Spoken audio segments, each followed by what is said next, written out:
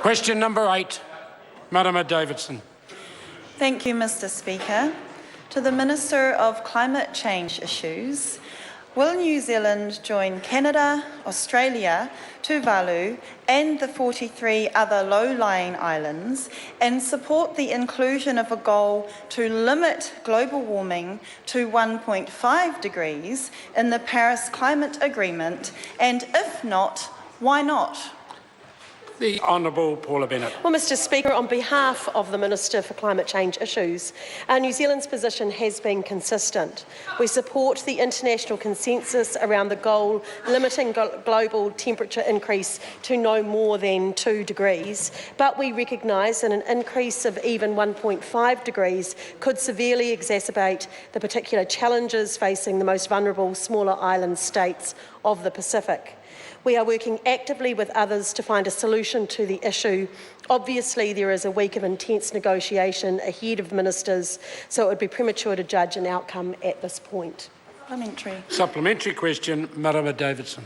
Thank you. To clarify, is the Minister saying the government will not support an explicit and binding goal in the Paris Climate Agreement to limit warming to 1.5 degrees? Mr. Speaker. The Honourable Paula Bennett. Mr. Speaker, we've been very clear and very consistent that we believe that we can manage to 2 degrees and that is what the 196 countries will sign up to. However, we have sympathy and recognise the 1.5 degrees and what difference that does make to Pacific countries, and will support them in their endeavours to push that agenda. Supplementary. Supplementary question, Marama Davidson. Does the Minister stand by his statement that a 1.5 degree limit is, quote, just an aspirational target, end quote, and does he also consider that keeping Pacific Islands habitable and their people alive an aspirational goal?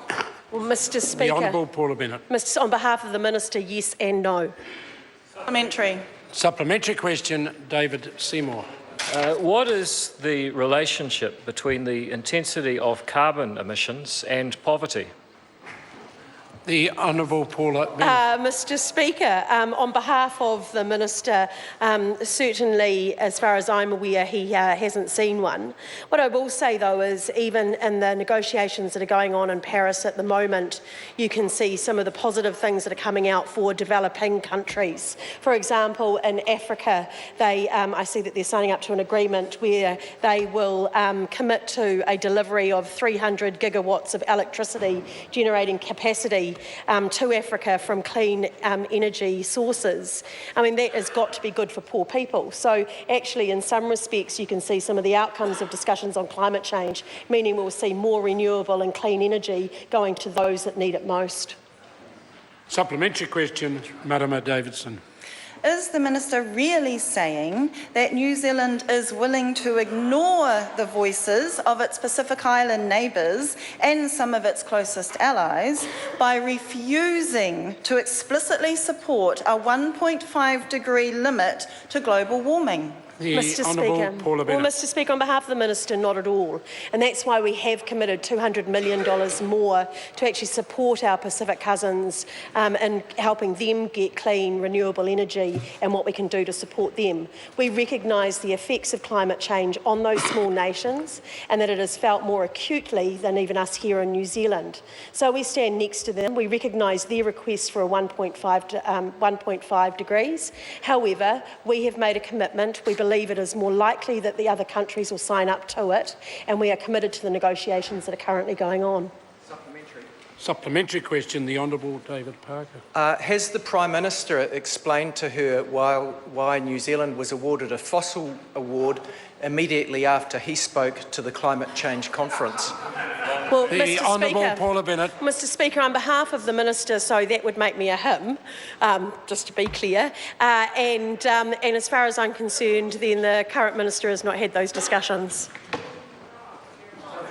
Supplementary question, Right Honourable Winston Peters. Could I ask the Minister why the government in Paris posed as having a new $200 million initiative for the Pacific Islands when successive governments have been promoting renewable energy in the islands for over a decade now? The Honourable Paula Bennett. Well, Mr. Speaker, Order. it is quite simple that some people talk about it and others do it, and that's what this government's been doing. Yeah, well- Question number 9, Stewart.